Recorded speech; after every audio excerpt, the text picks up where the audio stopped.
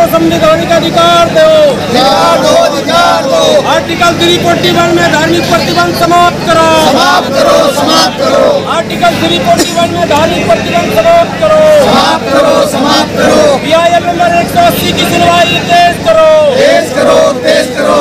Justice Ramana रहम करो, रहम करो, रहम करो।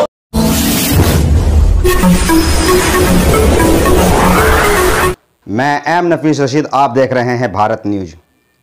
आज यूनाइटेड मुस्लिम मोर्चे ने फिर एक बार और जंतर मंतर पर प्रोटेस्ट किया और गुहार प्रोटेस्ट करते हुए मांग की है कि सुप्रीम कोर्ट हमारी मांग पर ध्यान दे। मांग क्या है? मांग है अनुच्छेद 341 से मजहबी पाबंदी हटाई जाए। पहले जरा गुलाम सरवर को सुन लेते हैं। गुलाम सरवर ने क्या बयान दिया, जो कि प्रवक्ता हैं यूनाइटेड मुस्लिम मोर्चे। देखिए, आपको पता है और आपने सवाल पहले ही कर लिया कि कई बार तो जब तक सुनवाई नहीं होगी तो भाई ये तो चलता रहेगा। और कहा जाता है कि बच्चा जब तक रोता नहीं है तो माँ दूध नहीं देती है। तो हम लोग रोने आए हैं यहाँ पर और भारत के उच्चतम न्यायालय के माननीय मुख्य न्यायाधीश साहब के सामने रो रहे हैं, गिड़गिड़ा रहे हैं कि दलित मुसलमानों का आखिर क्या कसूर है कि आप सबको सब कुछ दे रहे हैं।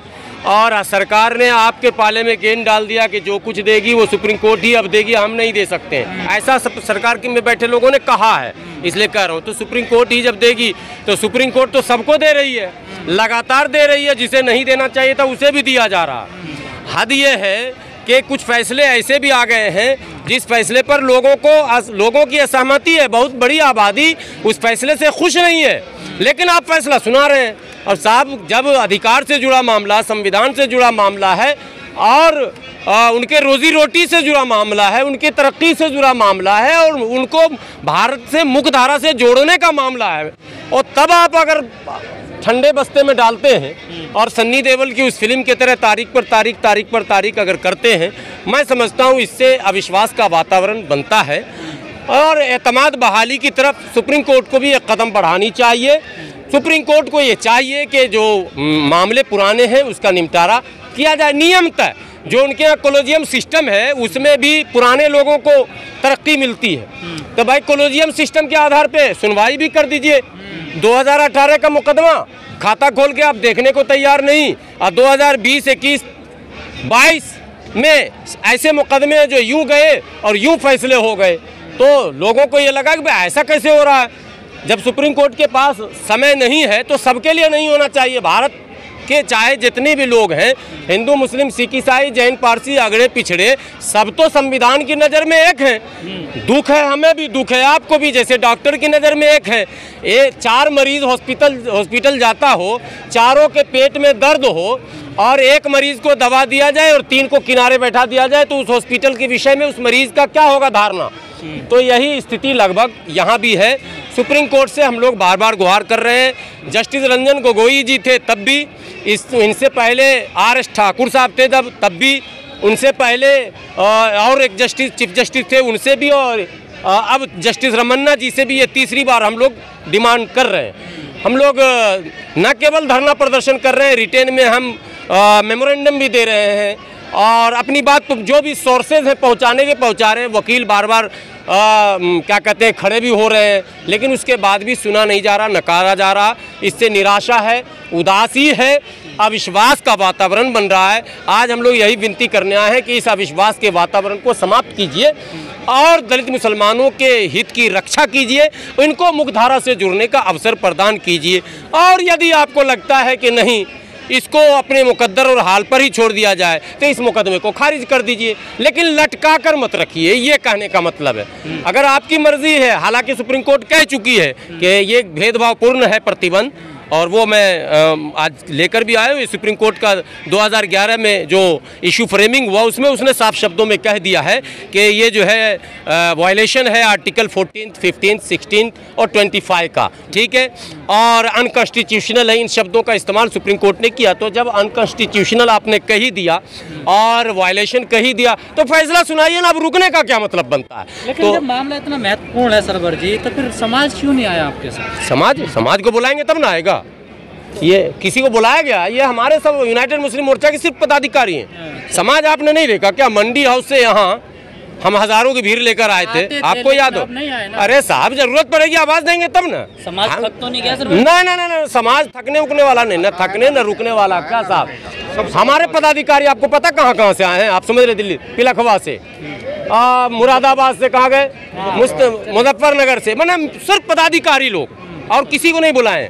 पदाधिकारी जो पहले से हमारे जुड़े हुए हैं वही आए। आरक्षण से हमें दूरी क्यों है? ठीक है, लेकिन सरकार तो आरक्षण खत्म कर रही है, दिन रात तो लोग शोर मचा रहे हैं। नहीं है, अगर पूरे तौर पर आरक्षण खत्म कर दिया जाएगा तो फिर उसका विकल्प देखा जाएगा, फिर और रास्ते हैं वो भी ढूंढा जाएगा। लेकिन आरक्षण खत्म कैसे हो जाएगा?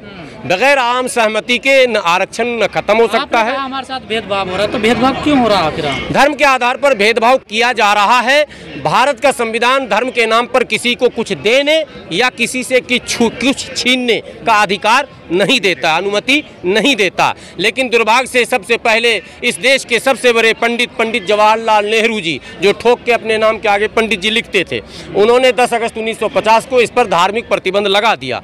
और जिस कांग्रेस सरकार को हम लोग वोट देते रहे थैला भर भर के, उस कांग्रेस की सरकार ने इस मुसलमान के हाथ में कटोरा लाकर रख दिया, और रख ही नहीं दिया। मुसलमान सोया हुआ था तो सच्चर कमेटी बनाई गई, और सच्चर कमेटी का रिपोर्ट आ गया कि मुसलमान दलितों से भी पीछे है। मतलब कहा गया, भारत के दलित मुसलमानों, तुम अभी तक समझे नहीं हो कि कांग्रेस क्या कर रही है, लो रिपोर्ट देख लो, तुम्हारे हाथ में कटोरा आ चुका है। कांग्रेस ने किया भी, और उसके कारनामे को हम नहीं समझ पाए तो समझाया भी कमेटी बनाकर। बहरहाल जब समझे, जागे तो भागे, भागदौड़ शुरू हुआ तो कांग्रेस ने अपना चेहरा दिखाया। डीसी कपिल सिब्बल थे केंद्र में मंत्री, और सलमान खुर्शीद थे, दोनों से मुलाकात की गई, और दोनों ने कहा साहब हमारी पार्टी तो ये काम कर ही नहीं सकती है। ये 2012 की बात बता रहा हूँ। तो कपिल सिब्बल ने भी हाथ खड़े कर दिए, सलमान खुर्शीद ने भी हाथ खड़े कर दिए। यूं तो बड़ी बड़ी महफिल में सलमान खुर्शीद कहते हैं भारत के मुसलमानों के हम हीरो हैं, लेकिन पता चला कांग्रेस में ही वो जीरो है। जब कांग्रेस सरकार से वो खुद कुछ कह ही नहीं सकते मुसलमानों के बारे में, तो उनको हीरो जीरो जो भी कह लीजिए सब बराबर है, वो कुछ भी नहीं है। बहरहाल उन्होंने कह दिया कि भाई ऐसा कुछ होगा नहीं, आप कोर्ट से ही लड़कर लीजिए, हमको एक्स पार्टी करा दीजिए। फिर हम लोग कोर्ट लगातार अप्रोच करते रहे, वकील खड़े करते रहे, लेकिन पता चला बोलना नहीं चाहिए कैमरे पर, इस देश में सुप्रीम कोर्ट भी कहीं ना कहीं सरकार के प्रभाव में है क्या, ऐसा मैसेज जाने लग रहा है। इसलिए ऐसा मैसेज जाने लग रहा है कि कांग्रेस ने तो साफ हाथ खड़े कर दिए थे, अब हम लोग सुप्रीम कोर्ट की तरफ मूव किए तो कोर्ट भी बैठ गई। जब तक कांग्रेस की सरकार रही कोर्ट चुप रही। अब जब एनडीए की सरकार मोदी जी की आई तब भी कोर्ट चुप रही। 2018 में हम लोगों ने जबरदस्त धरना प्रदर्शन किया, 5 बड़े प्रदर्शन इस जंतर मंतर मंडी हाउस संसद मार्ग पर किए गए, और मोदी सरकार में बड़े मंत्री कहे जाने वाले माननीय रविशंकर प्रसाद जी, नकवी साहब इत्यादि लोगों से मुलाकात की गई। तब जाकर मोदी सरकार ने सुप्रीम कोर्ट को 96 पेज का एक जवाब सबमिट किया। ठीक है, उस जवाब के बाद अब कोर्ट को फैसला सुना देना चाहिए था, यस और नो, लेकिन न यस है न नो है। मतलब न जिएंगे न मरेंगे और धुकुर धुकुर करेंगे। सुप्रीम कोर्ट अभी यही हम लोग के साथ कर रही है। तो एससी में शामिल होना चाहते हैं? शामिल मतलब क्या? शामिल का क्या मतलब? आज भी है, कल भी थे, परसों भी रहेंगे। अरे आप सुविधा नहीं दीजिएगा, नाई ही रहेगा ना, मुसलमान हो जाए, हिंदू हो जाए, सिख हो जाए, ईसाई हो जाए, धोबी ही रहेगा ना साहब। बैनर पे लिखा ना हमें भी दलित मुस्लिम, वही तो मैं कह रहा हूँ, दलित। आप जाटव है ना, चमार है ना, आप वाल्मीकि है ना, तो वाल्मीकि इधर भी है उधर भी है, जाटव इधर भी है उधर भी है, धोबी उधर भी है इधर भी है, नाई उधर भी है इधर भी है। तो दोनों जब सेम पेशा, सेम कारोबार, सेम नाम है, सामाजिक स्थिति बदली नहीं, सिर्फ धर्म बदला, तो आप सुविधा छीन लेंगे। यहाँ भेदभाव नहीं होता ना, इधर भेदभाव। अरे मस्जिद में ना भेदभाव नहीं होता है, यहाँ सामाजिक धर्म के नाम पर संविधान कुछ दिया ही नहीं है, तो आप मस्जिद क्यों जा रहे हैं? सामाजिक जो विषमताएं थी, सामाजिक विषमताओं को देखकर ही आरक्षण की व्यवस्था बनी थी, और सामाजिक विषमताओं को पाटने के लिए ही आरक्षण की व्यवस्था बनी थी।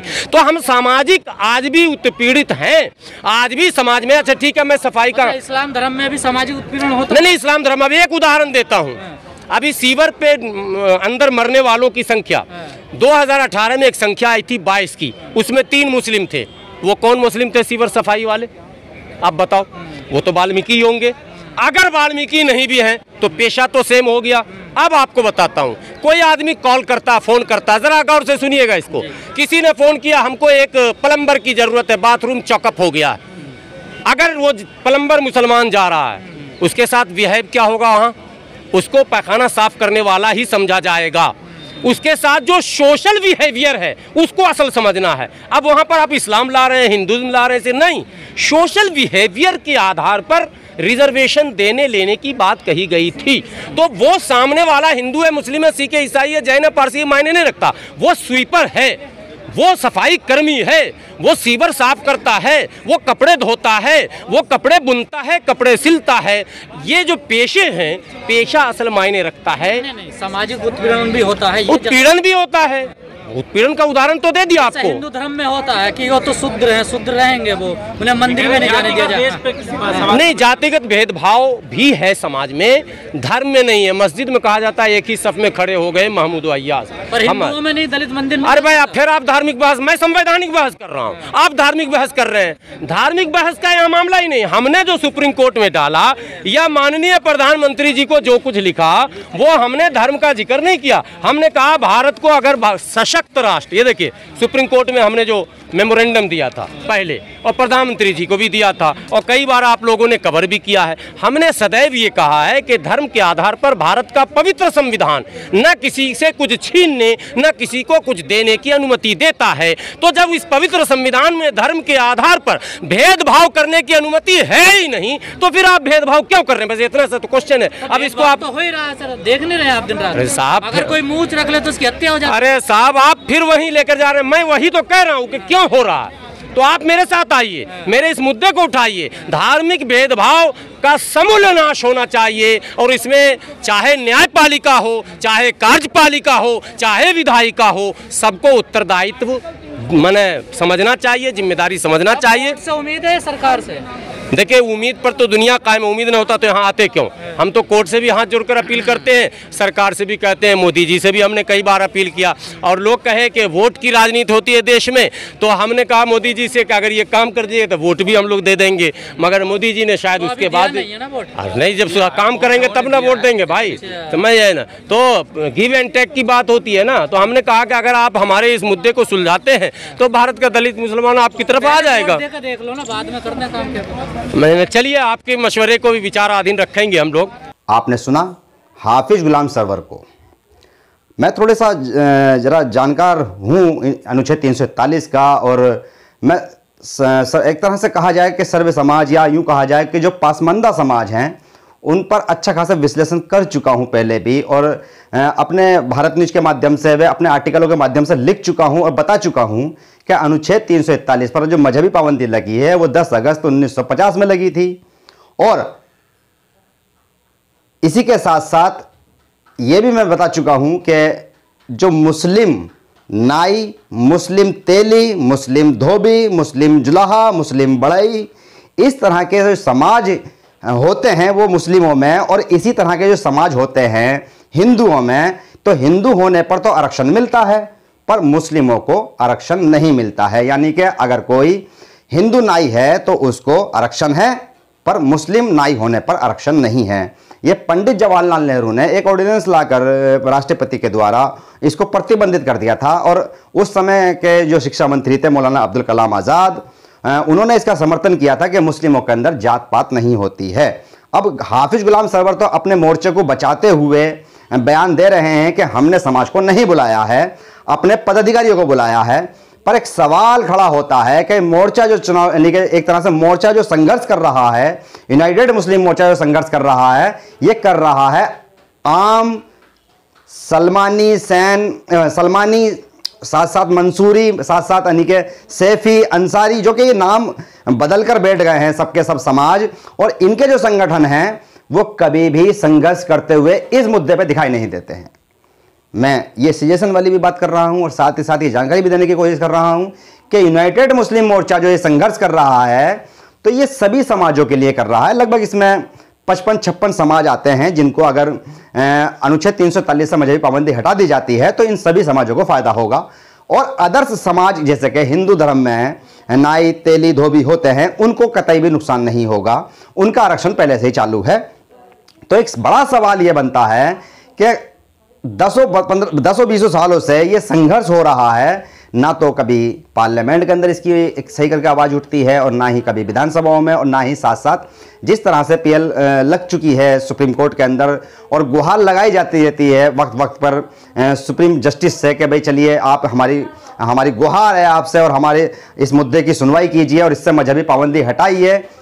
ना मालूम क्यों सुप्रीम कोर्ट भी इसे नज़रअंदाज करता रहता है। ये शिकायत रहती है यूनाइटेड मुस्लिम मोर्चे के प्रवक्ता की भी और साथ ही साथ पदाधिकारियों की भी, और साथ ही साथ यूनाइटेड मुस्लिम मोर्चा कभी नहीं कहता है कि समाज हमारे साथ नहीं है, पर जब भी हम कवरेज करते हैं तो हम देखते हैं ज़्यादा से ज़्यादा यूनाइटेड मुस्लिम मोर्चे के साथ में 50 लोग होते हैं, 30 लोग होते हैं, 40 लोग होते हैं।